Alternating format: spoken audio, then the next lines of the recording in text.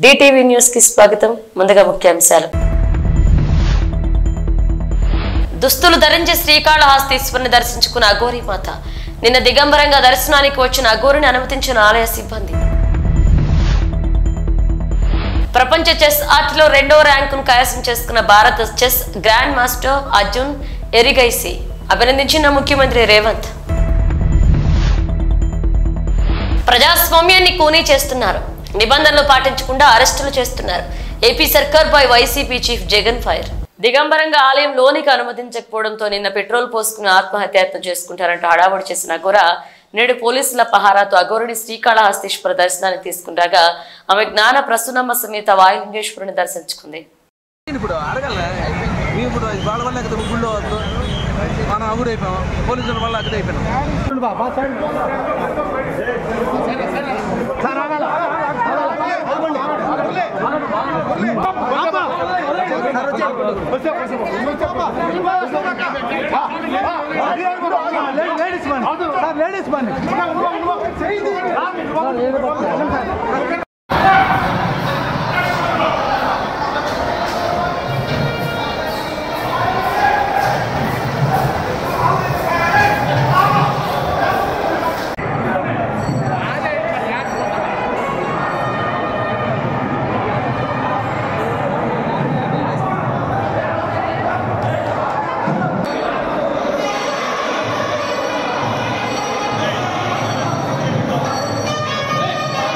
తెలంగాణ యువతేజం భారత chess grandmaster Arjun Erigaisi ప్రపంచ chess ఆర్ట్లో 2 ర్యాంకులను కైవసం చేసుకున్న సందర్భంగా ముఖ్యమంత్రి రేవంత్ రెడ్డి అభినందనలు తెలియజేశారు. తనకు అతి సమీపంలో ఉన్న మొదటి ర్యాంక్ను సైతం అర్జున్ సాధించగలిగారని సీఎం ఆశాభావం వ్యక్తం చేశారు. చెన్నై గ్రాండ్ మాస్టర్స్ చెస్ టోర్నీలో 3వ రౌండ్ విజయంతో లైవ్ చెస్ రేటింగ్ లో 2805.8 పాయింట్లు సాధించిన అర్జున్ వరల్డ్ నెంబర్ 2 స్థానానికి ఎగబాకారు. ఇక 2831.0 పాయింట్లతో నార్వే దేశానికి చెందిన మాగ్నస్ కార్ల్సన్ అగ్రస్థానంలో కొనసాగుతున్నారు. ఏసీబీ వలలో నర్సీపట్నం వీఆర్ఓ చిక్కుకున్నారు. ఎంఆర్ఓ ఆఫీసులో లంచం తీసుకుంటూ ఏసీబీ అధికారులకు దొరికిపోయారు. మాకవరపాలెం మండలం తామారం వీఆర్ఓ లక్ష్మణరావు భీమబోయినపాలె గ్రామంలో 7.15 సెంట్ల భూమి మ్యూటేషన్ చేయడానికి 15,000 రూపాయల లంచం డిమాండ్ చేయడంతో బాధితులు ఏసీపీని ఆశ్రయించారు. ఇక దీంతో బాధితులు వలపన్ని రెవెన్యూ అధికారులు లంచం తీసుకుంటుండగా రెడీ హ్యాండెడ్ గా పట్టుకున్నారు ఏసీబీ అధికారులు. 90 లక్షల మెట్రిక్ టన్నుల చెత్తని రాష్ట్రంపై పెట్టి వెళ్లిపోయారు గత ప్రభుత్వ పాలకులు అంటూ మండిపడ్డారు ముఖ్యమంత్రి నారా చంద్రబాబు నాయుడు. ఇప్పుడు ఆ భారం మేము భరించాల్సి వస్తుందని, ఈ చెత్త మొత్తం పరిశుభ్రం చేయడానికి ఏడాది సమయం పడుతుందని తెలిపారు చంద్రబాబు నాయుడు. ఇంకో పక్క మున్సిపాలిటీలో మీరు చూస్తే 90 లక్షల మెట్రిక్ టన్నులు చెత్త ఉంది. చెత్త ఉంటే ఏం చేస్తాం? ఊడ్చి ఎత్తకపోయి ఎక్కడో చెత్త దీంట్లో వేస్తాం.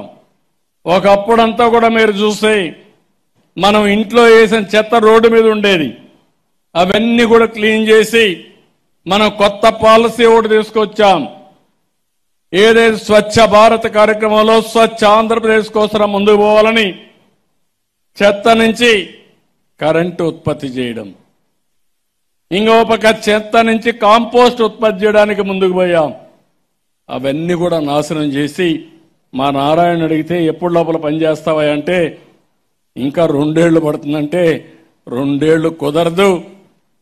రేపు రాబోయే అక్టోబర్ 2వ తారీఖున చెత్త ఎక్కడా లేకుండా చేసే బాధ్యత మీదని నారాయణ గారికి చెప్పే పరిస్థితి వచ్చాను. చేసింది ఎవరు? పారిపోయారు. మీరు పని చేశారు. ఒక్క మాటలో చెప్పాలంటే 11 సీట్లు కాదు, 1 సీటు గెలవడానికి అర్హత లేని వ్యక్తులు. ఇంకొక మాటలో చెప్పాలంటే రాజకీయాల్లో ఉండడానికి అర్హత లేని వ్యక్తులు వీళ్ళు. ప్రజాస్వామ్యాన్ని కూనీ చేస్తున్నారు. ఏపీ సర్కారుపై వైసీపీ చీఫ్ జగన్ ఫైర్ అయ్యారు. నిబంధనలు పాటించకుండా అరెస్టులు చేస్తున్నారన్నారు. కేసుల మీద కేసులు పెట్టి దారుణంగా వ్యవహరిస్తున్నారని వైఎస్ఆర్సీపీ అధినేత వైఎస్ జగన్ ఆగ్రహాన్ని వ్యక్తం చేశారు. కుటుంబ సభ్యులను కూడా స్టేషన్లకు తీసుకువెళ్తున్నారని, డీజీపీ మీద కావాలని ఒత్తిడి తెస్తున్నారంటూ పేర్కొన్నారు. వ్యతిరేకంగా ఉన్న స్వరాలను తట్టుకోలేక కేసులు పెడుతున్నారని, ఏపీలో అరాజక పరిస్థితి కొనసాగుతుందన్నారు. రాష్ట్రంలో ప్రజాస్వామ్యం కూనీ చేస్తున్నారని ఆరోపించారు. ఇక రాష్ట్రంలో చీకటి రోజులు నడుస్తున్నాయన్నారు. ప్రశ్నించే వాళ్ళు లేకుండా చేయాలని చూస్తున్నారన్నారు.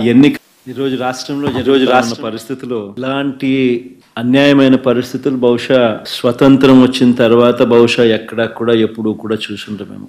అంత దారుణమైన ప్రజాస్వామ్యాన్ని ఖూనీ చేస్తా ఉన్న పరిస్థితుల మధ్య ఈరోజు రాష్ట్రం అతలాకుతల పరిస్థితుల్లో ఉంది. రాష్ట్రంలో ఈరోజు చీకటి రోజులు నడుస్తూ ఉన్నాయి.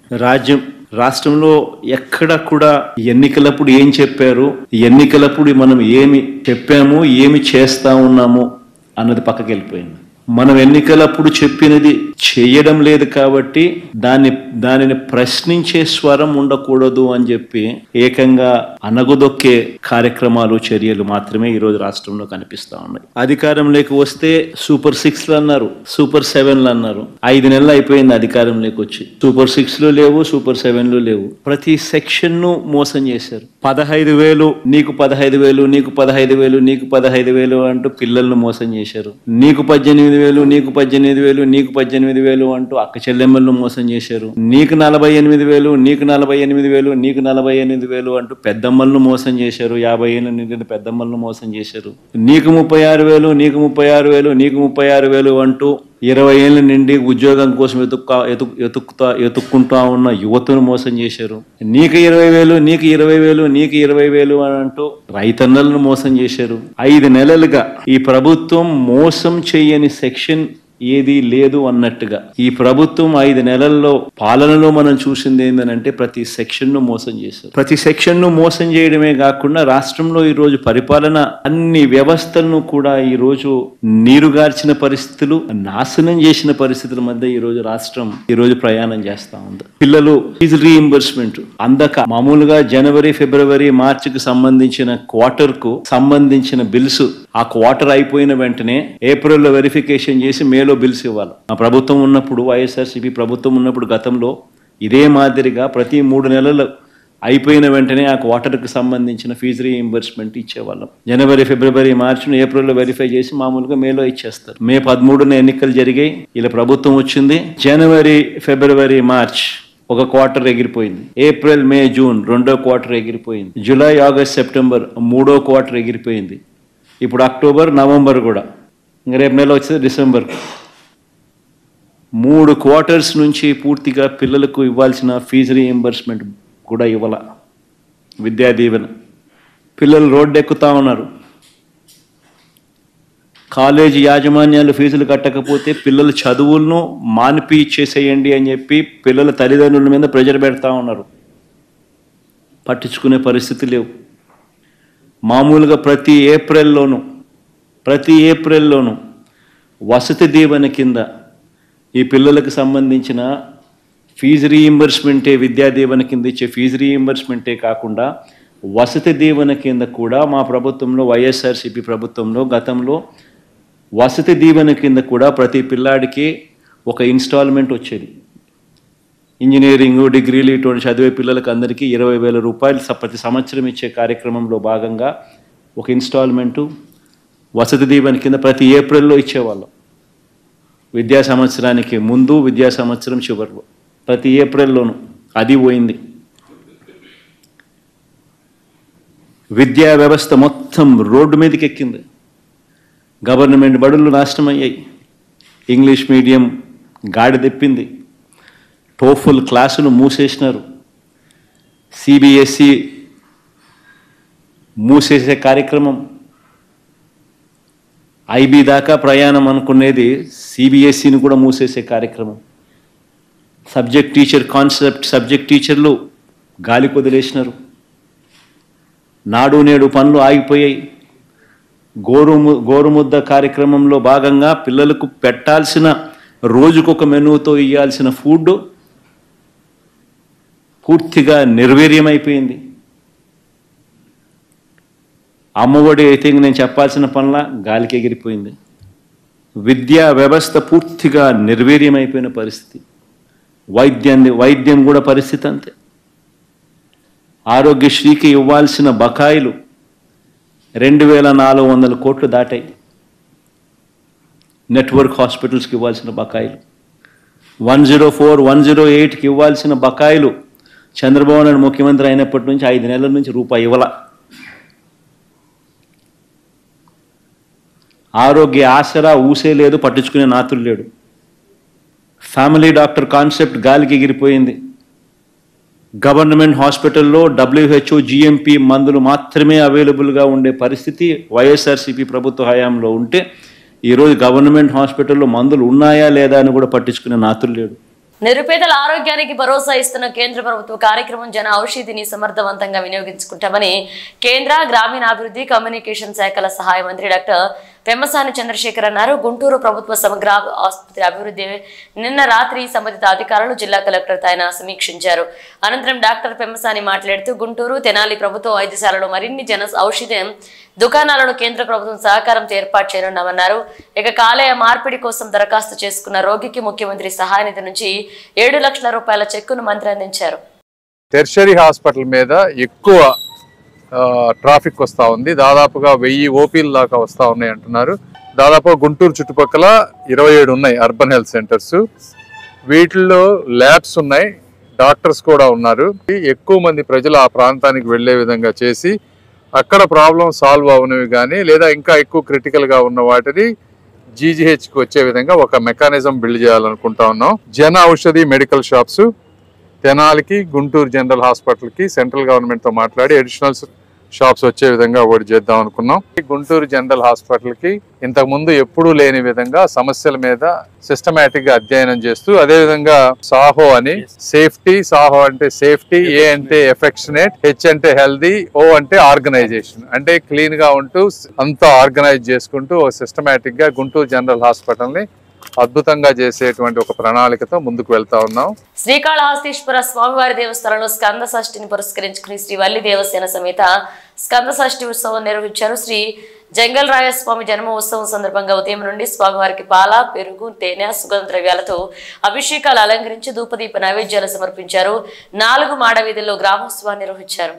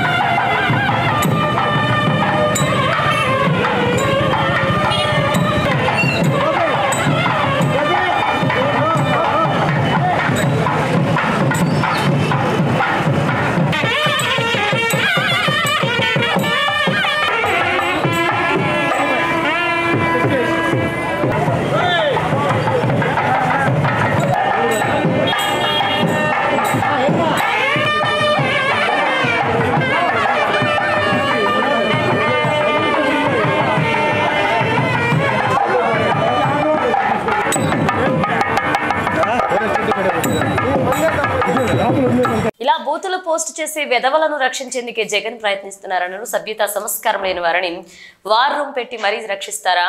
ఫేక్ ఖాతాలు సృష్టించి మమ్మల్ని దారుణంగా తిడుతున్నారు. నా పేరుతో ఫేక్ ఖాతా సృష్టించి ఇబ్బందులు పెడుతున్నారు.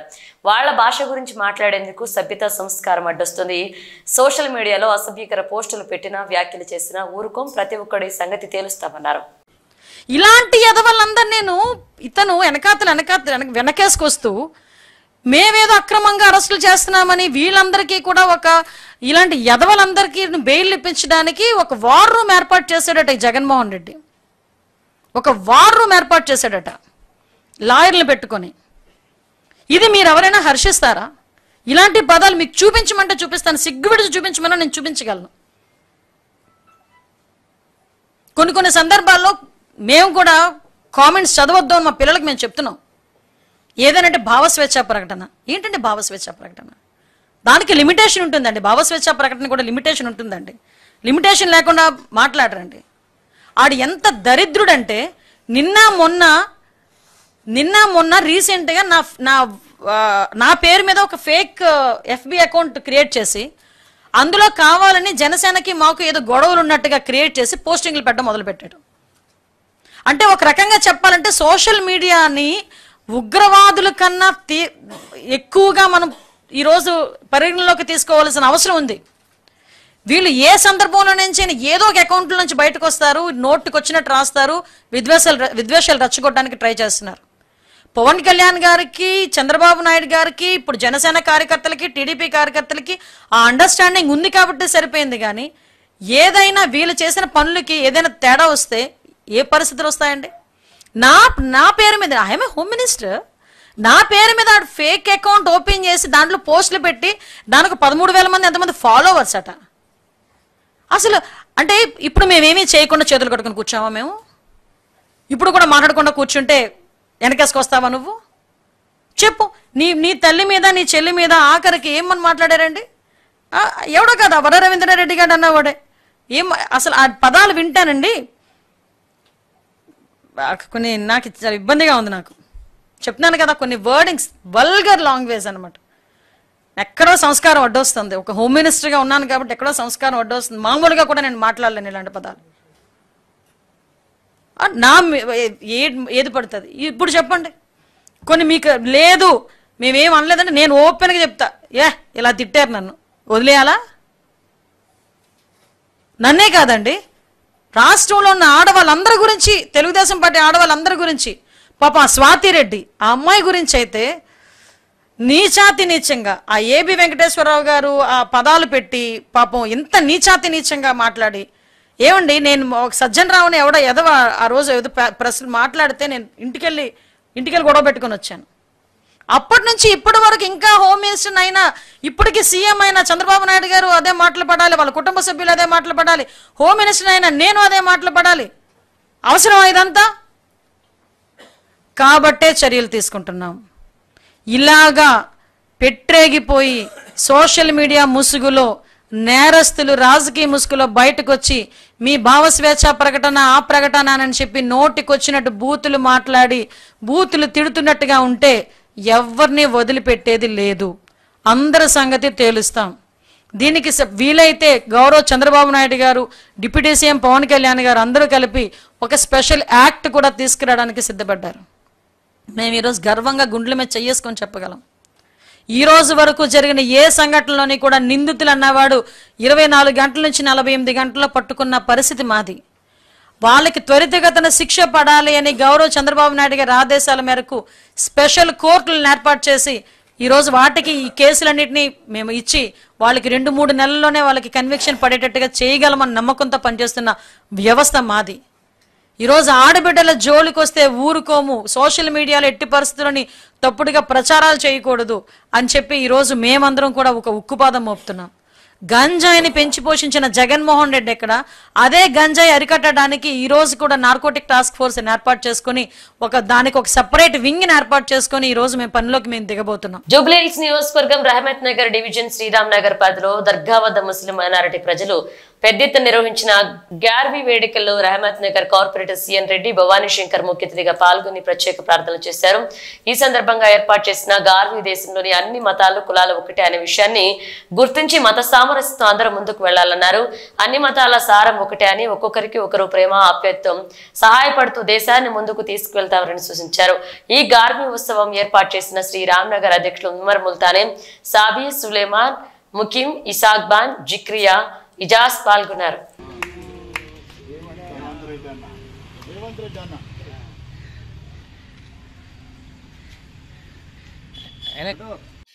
జై కాంగ్రెస్, జై జై కాంగ్రెస్.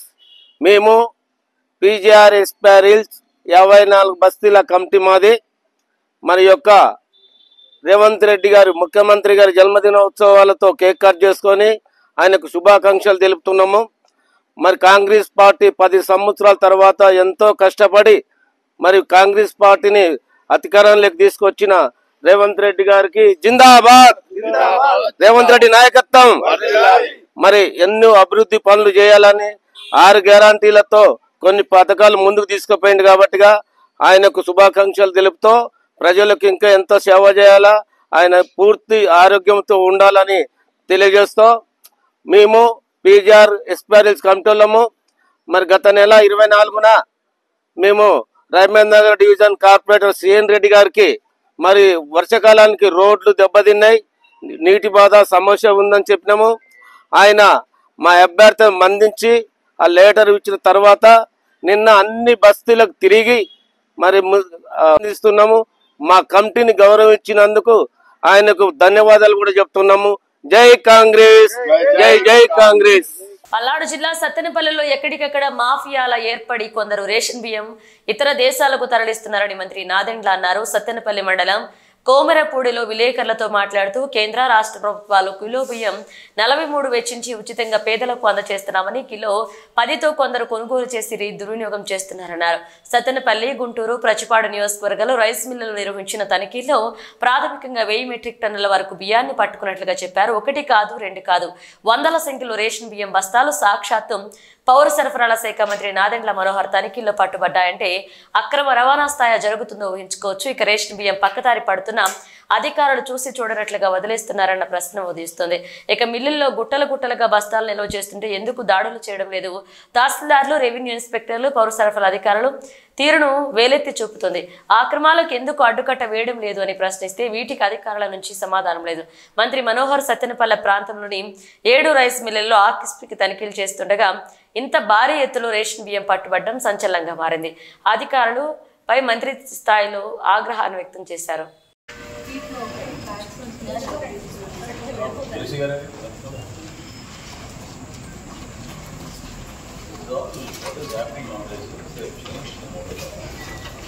బులెటిన్ ముగించే ముందు హెడ్లైన్స్ మరోసారి.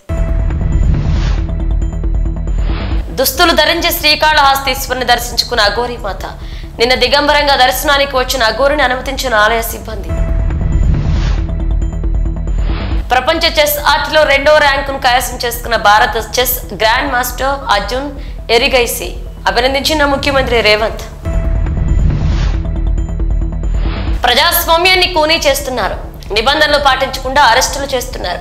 ఏపీ సర్కార్ పై వైసీపీ చీఫ్ జగన్ ఫైర్. ఇవి బిల్స్ మళ్ళీ కలుద్దాం.